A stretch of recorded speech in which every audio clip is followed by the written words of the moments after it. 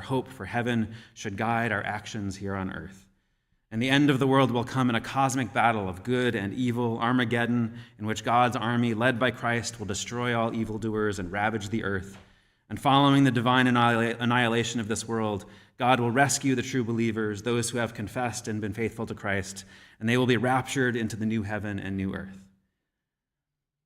It's a sort of theology that is articulated in many different ways. There's a bumper sticker that goes, "Warning, in case of rapture, this car will be driverless." That kind of points to the general arc of the story. It's a storyline that feeds what theologian Catherine Keller calls an apocalyptic habit, in which people who operate on that storyline tend to see it playing out in the world around them, and they live their lives accordingly, sometimes praying for the escalation of war in order to bring about the end times, celebrating fighting in the Middle East, welcoming the abuse of the environment as something that we're entitled to do. But there are layers of a different storyline that we Unitarian Universalists draw on. It doesn't focus on some future paradise to come or after death or the end of the world, but it focuses instead on paradise here and now. One layer of that is the social gospel, which is the song "We'll Build a Land" is very much a sort of social gospel theology kind of song. And it lifts up different parts of the Bible in which the prophet Amos said, "Let justice roll down like waters." Or Isaiah said, "Give your bread to the hungry, open your home to the poor, do justice in the marketplace. Then your light will shine. You will be like a watered garden whose springs never fall." Or Jesus, who said to his disciples that we should work for social change that will bring in the kingdom here and now. And so activism comes out of this social gospel layer, working for racial equality and diversity so that we grow past the current experience and previous experience of racism in our society, expanding access to reproductive care so that people have the resources and support that they need to make their own choices around their reproductive health and family planning, mobilizing to improve our relationship with the environment so that we and our children and our children's children can have a thriving, soul-nourishing world in which to live. The social gospel vision began in the late 19th century. Rebecca Parker has said that it called people of faith to become co-workers with God, to bring in the kingdom, in order to fulfill that prayer, "Thy will be done on earth as it is in heaven." That was the tradition that the Reverend Dr. Martin Luther King Jr. came from.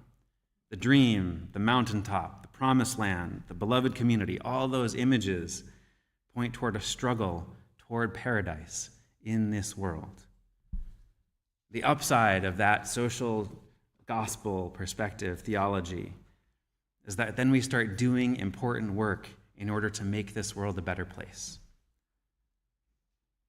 The challenge, though, is that it ends up being really hard. So even though the social gospel perspective focuses on a paradise in this world instead of one that comes after death or after the end of the world, it still has that perspective that this paradise is off in the future. Once everyone's free, then we'll get to paradise. Once everybody's fed, then we'll get to paradise. Once everyone's thriving, then we'll get to paradise. And until then, we have to work and work and work and work and work. So it's a bigger project than any of our lifetimes. And so it ends up being an exhausting struggle for so many to try to fill this hole that is unlikely to get filled while we're still on this earth. So thankfully, there are a couple other layers to the Unitarian Universalist perspective. One of them is universalism, which focuses on the ultimately inclusive love of God, how none of us, not a single human being is left out of divine love. And the implications for our present existence on this planet, in the words of Universalist minister Gordon McKeenan, is that we are all going to end up together in heaven. So we might as well start learning how to get along now. Although universalism goes back to at least the 2nd century with Clement of Alexandria and Origen arguing for that theology, it started to spread in the 19th century. For universalists, in Rebecca Parker's words, heaven could be found in this world wherever love prevails, and the gifts of life are stewarded with reverence and respect. And there was also an eternal heaven in which God's love ultimately will transform all of humanity. The implications for universalism for this life and earth have always been there. One of the critiques that the universalists have leveled at the idea that some people will be saved and others will not is that it sanctions the separation of people in this life. Those who deserve more resources and those who deserve less. Those people who need to be given lots of wealth and power because they're good, and those who should be destroyed because they're evil. When I was canvassing, as somebody who was raised Unitarian Universalist, I was dumbstruck when I was campaigning to raise the minimum wage in the state of New York. And I knocked on somebody's door and I talked about how great it would be if we raised the minimum wage and people could earn more money. And he sort of looked at me confused and he said, well, if they're not making much money, they're probably not that great as people, and we need to be allocating our resources so the better people get the more money. So I don't know if I agree with this. As Muslim theologian Ibrahim Farajadeh noted, universalism calls us to move beyond apparent contradictions. It calls us to remain focused on the love that transforms and transfigures and unsettles and disturbs and challenges and makes you think that you are losing your mind, comforts, consoles, and liberates. So that second layer, that universalist layer, creates a larger love, points to a larger love that we can lean into. And lastly, the third layer of our Unitarian Universalist heritage is called radically realized eschatology. In Parker's words, we are already standing on holy ground. This earth and none other is a garden of beauty, a place of life. Neglecting it for some other imagined better place will be a self-fulfilling prophecy. It will make earth a wasteland. There is no land promised to any of us other than the land already given, the world already here. And this perspective shifts our focus from hope for what could be, for a better world to come, to hope that what is good already will be treated with justice and love, and that what has already been harmed will be repaired. This is a different kind of hope. It could be called a responsive hope, hope grounded in respect for what is already here. Instead of striving to be somewhere else, as in the social gospel, or thinking of life now in terms of what is to come in the future, as in universalism straight, our goal can be to fully arrive here and greet each day of life with gratitude, expressing hospitality for the mysterious goodness that is new every morning, and engaging in compassionate care for the present realities of suffering, injustice, and injury. There are those classic paintings of Adam and Eve in which they're depicted clinging to each other, cowering and half naked, turning their backs on the gates of paradise and wandering into exile. And we can sometimes feel lost like that. We can sometimes long to be readmitted to a better life or a world that we should be able to find around us. What if it is we who have walked away? In our mad dash to get somewhere else, what if it is we who have separated from each other, from the garden, from our name being called in the cool of the day? From the perspective of a radically realized eschatology, the problem for Western culture is that we have become disoriented and think we are outside the garden when we are not. We can reorient our imagination and see that the garden is neither closed nor lost, but is open and present. That we can churn cream into butter. This view takes seriously Jesus' words that today, you'll be with me in paradise. To say that paradise is real here and now is not to say that everything is perfect or that we should pretend that there isn't evil and bad stuff in the world, but rather paradise is a place where suffering happens, and where in the light of that suffering we can comfort others, and we can take a breath, and we can live at home in the world knowing that that is enough.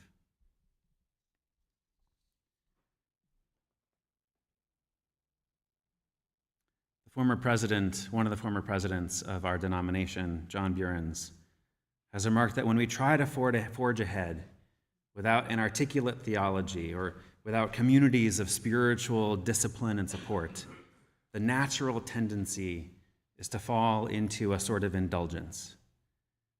Indulging in unrealistic approaches to change that aren't going to be that effective, indulging in easy forms of despair that give way to the flourishings of evil in the light of inaction, indulgence in a kind of impatience that ultimately fails to persuade anyone else of a more life-giving framework.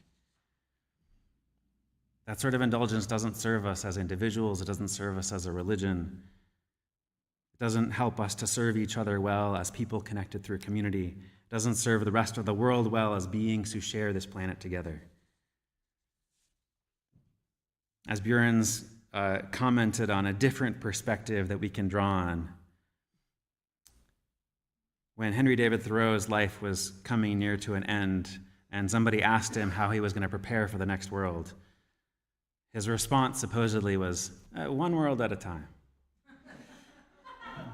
And when asked if he had made his peace with God, he responded, I wasn't aware that we had a quarrel.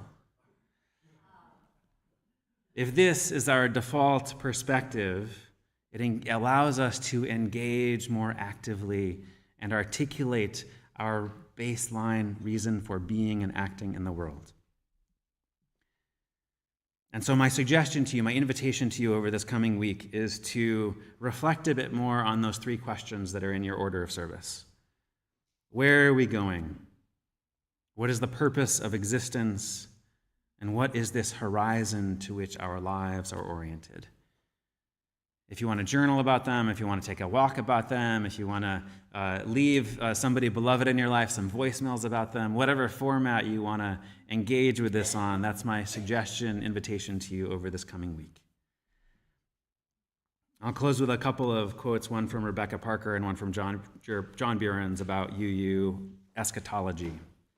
In Parker's words, our hope can be that from within the heart of this world, paradise will arise.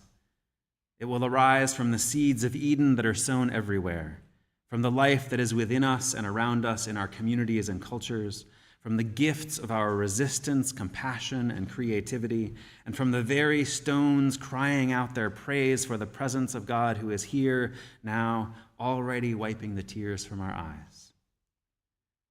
And in the words of John Burens, the kingdom of God is right here among us, wherever and whenever we make it, by loving the very ground of our being with all of our heart, mind, and strength, and by refusing to give our allegiance to any oppressive power. It is among us when we love our neighbors, even the very least of these, as we should also love ourselves. It is among us when we put our anxieties over what to eat or drink and wear in proper perspective and consider the lilies of the field. For we are in the garden of creation, where surely not even Solomon in all his glory was adorned like one of these. So may our final words at the end of our lives be words of thanks, and may we sustain all our efforts and hopes along the way in that same spirit. Amen.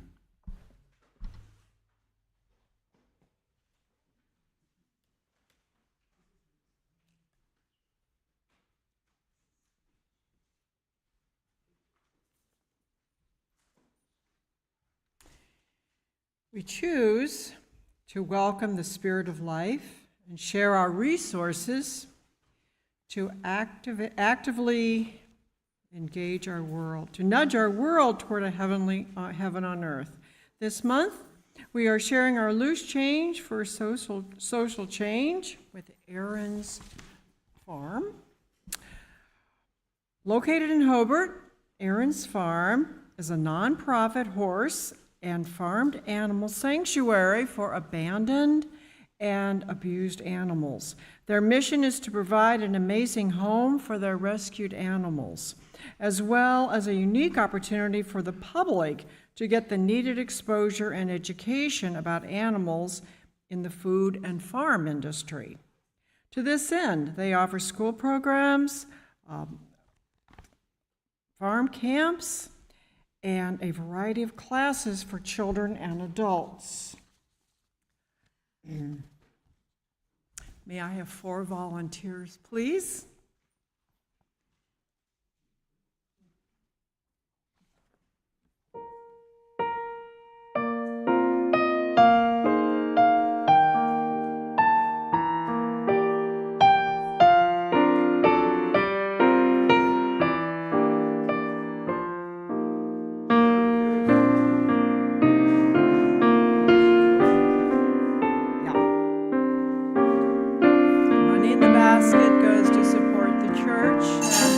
Is for Aaron's Farm.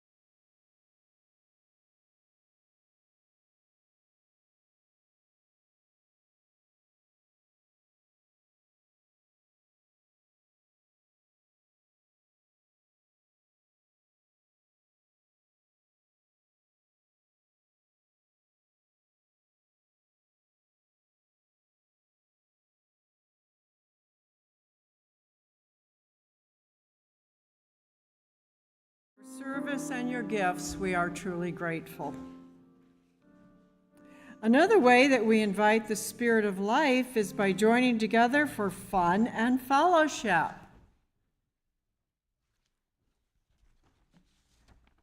Hi, Michelle. Hello. Tracy and I are hosting our second annual Feral Family Bocce Ball Church fundraiser on Saturday, September 7th, with a rain date of Sunday, September 8th. You can sign up just to eat dinner, or you can sign up to eat dinner and play in the bocce tournament. You can sign up as a team of 2 or just yourself, and we'll find you a teammate. It's $25 for dinner and $25 to play bocce. The winning team splits the bocce ball money with the church. And don't feel like you have to give that money back to the church. If I win, I'm going to keep that money. If you can roll a ball, you can play bocce ball. Last year was really fun, so don't miss out this year. Sign-up sheets are in the parish hall. You can ask me or Tracy if you have any questions. And if finance is an issue, please just show up and eat. Don't feel like you can't come if if finances are an issue. Just 1 week ago, we celebrated 150 years of Unitarianism in this building. This milestone didn't happen on its own. We stand on the shoulders of the generations who came before us in this church. The board has afforded us an opportunity for all of us to help plan and dream about our goals for the years to come and help plan the steps it would take to get there, and maybe answer a couple of these questions for our church. Where are we going, and what is the purpose of our existence? I don't know about the last question because I haven't really figured out what that means yet. So your presence is requested at a congregational retreat on October 19th here at church. Breakfast and lunch will be provided. see Sandy or me or James or Pete or any other board member if you have, or Carl, if you have any questions. Thanks. Thank you, Michelle. Now, please rise in body and spirit to join in singing number 20, Be Thou My Vision.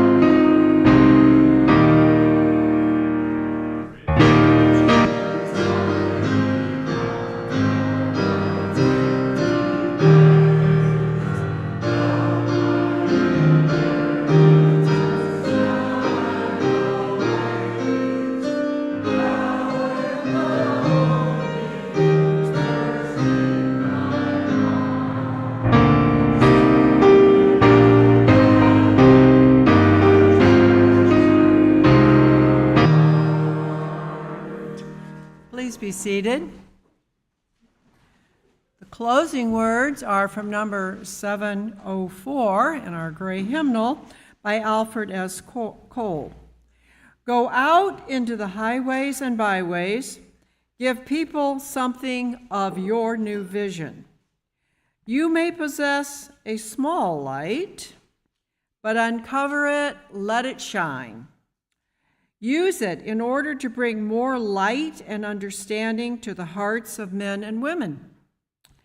Give them not hell, but hope and courage. Preach the kindness and everlasting love of God.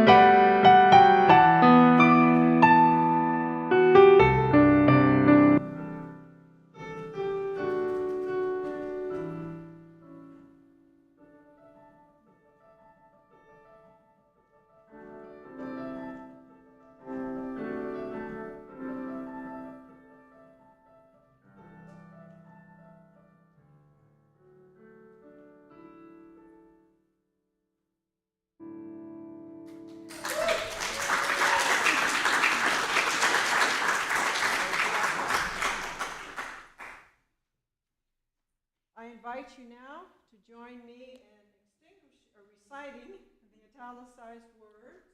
The three middle lines.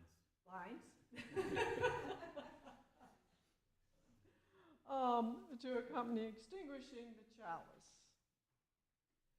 May we continue to carry our